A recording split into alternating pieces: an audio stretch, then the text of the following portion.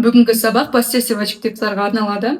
Бұл сөздерді сіздер өздеріңізге тиесілі нәрсені немесе біреуге тиесілі нәрсені айтқан кезде қолданасыздар. Осыған дейін бұл сөздерді сіздер кездестіргенсіздер. Бүгін грамматикалық тақырып ретінде бірге қарастырайық. Мына жердің барлығында I, you, he, she, it деген көрсетілген сөздер, олар сабжекттер, яғни мен, сен, ол, олар деген сияқты сөздер. Енді бұларды біз қалай поссессив аджективқа айналдырамыз? Менікі, сенікі, оныкі деген кезде біз никак бұл сөздерді қолдана алмаймыз. Өйткені олардың өзінің жеке мағынасы бар. Нақты мен, нақты сен деген сияқты. Ал енді барлығын кезек-кезегімен қарастырып көрейік. I, мен, ал менікі деген кезде ол майға ауысады. You, сен, сенікі деген кезде yourға ауысады. Қосамыз жай ғана. He, бізде ер адам. Ер адамдарға оныкі деп his деп айтамыз. She, әйел адамдарға her деп айтамыз. Оныкі.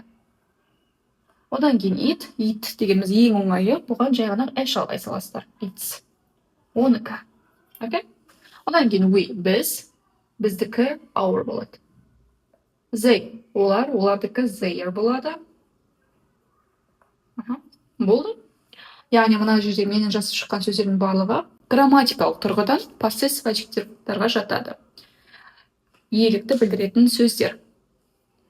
Осыны өздеріңізге жазып алсаңыздар болады, немесе видеоның астындағы берілген ноутқа қарасаңыздар да болады.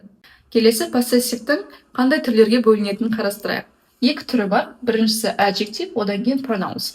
Сонда possessive adjective, possessive pronouns бұл екіге бөлінеді. Adjectiveті жаңа қарап шықтық. Олар my, your, his, her, our, their деген сөздер. Ал pronouns деген нәрсені қазір қарастырамыз. Екеуінің де мағынасы possessивті білдіреді, яғни меншік нәрсені білдіреді. Бірақ та екеуінде айырмашылық біреу ғана. Adjectivетен кейін міндетті түрде, майдан кейін сөз болу керек. Яғни зат есім болу керек. Менің не нәрсем? Менің кітабым, менің дәптерім. Мысалы, my book. То есть, мына тұрған adjectivетен кейін міндетті түрде noun қажет. Ал noun дегеніміз ол қазақша зат есім. Сонда мына жерде бізде зат есім болып тұрған нәрсе ол book. My book. Your book. His, мысалы, даже қараңыздаршы, his name, my name деп айтамыз ғой. Біз ешқашан қалдырып қоймаймыз, my is бота. Міндетті түрде зат есім жалғаймыз. My name is бота. Түсінікті ғой. Енді pronouns керісінше. Бұдан кейін ешқандай зат есімі де керек жоқ. Бұл тіпті subject'тің орнына тұрады. Естеріңізде болса, бізде subject pronouns, object pronouns деген нәрселер болған. Олардың барлығына ортақ не нәрсе болды? Олар негізгі атаудың орнына тұратын. Мысалы, бота деген адамның атына, оның орнына не қойылды? She деген, subject pronouns қойылды. И тоже мынау да сондай мағынада. Мысалы, біз айтамыз, ол оныкі, мына кітап оныкі, немесе дәптер оныкі, сенікі деген мағынаны дәл осы pronouns'тар береді. Бұлардан кейін nounның қажеті жоқ. Бұлар міндетті түрде сөйлемнің соңында тұрады. Сонда бізде қалай болады? Mine, менікі. Мына жерде my, менің болды ғой. Yours, сенікі. Мына adjectivetағы your, ол сенің. His, hers, its. Бұлардың барлығы оныкі деген білдіреді. Мына жерде his, her, its, оның деген мағынаны білдірді. Ал theirs, олардікі. Мына жерде наоборот, олардың. Байқасаңыздар, тіпті қазақ тілінде де бізге зат есім керек болып тұр. Менің не нәрсем? Менің кітабым. Ал менікі деп қоятын болсам, қазақ тілінде де керек емес негізі бізге noun, Біраз ұқсастық бар қазақ тілімен. Енді pronouns'ты қалай ажыратамыз adjectivet'тан? Көп жағдайларда, даже бар ғой, барлығында десек те болады, mine'нан бөлек yours, his, hers, its, ours, theirs. Барлығында оқыштақ бір соңғы әріп бар. Ол s. Мысалы, her деген бізде adjective'та her болса, оған pronouns жасау үшін s жалғадық.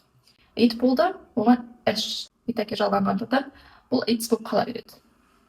our, например, біздің, оған іш жалғайсыздар да біздікі деген мағынаны білдіресіздер. Their, тоже their бізде adjectivте болды ғой. То есть ол олардың, да? Оларға іш жалғайсыз да theirs, олардікі деген сөз шығарасыз. Барлығына ортақ s деген соңғы әрпі. Только mine ғана өзгеше. Қазір енді мысалдармен қарастырайық.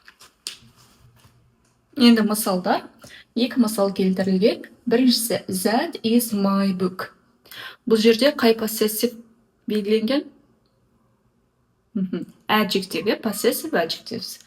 My, менің кітабым. Яғни мынау менің кітабым. Да? Келесі. Енді бұны наоборот, possessive pronouns айналдырып көрейік. This book is mine. Бұл кітап менікі.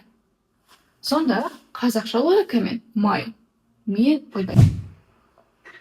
Қазақша әріптерді ағылшынша мен жазып отыр. Менікі, менің, яғни my менің, ал mine менікі. Бұл жерде шартты нәрсе жоқ, яғни мына кезде мынаны, мына кезде ана пронаунсты қолдан деген сияқты.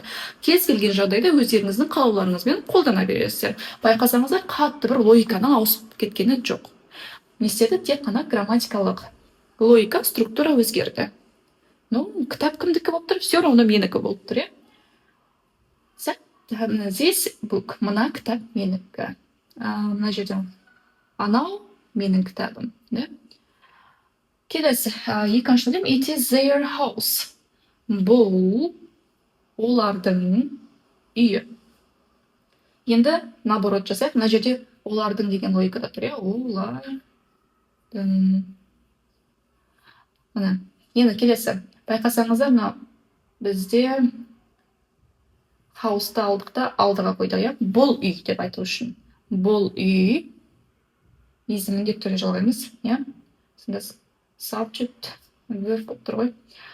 Бұл үй кімдердікі? Олардікі. Олардікі. Қазақ тіліне өте қатты ұқсайды логикаларын айтқан кезде. Бұл үй олардікі. И мына жерде бізге ешқандай зат есім керек емес, но мына жерде зат есім керек. Зат есім болып тұрғанымыз, ол жерде house болып тұр. Ал мына жерде book болып тұр, Осымен аяқталды. Барлық түсінген нәрсемізді енді тапсырмада толықтай бекітіп алайық, миымызға сіңіріп алайық. Ал кездескенше.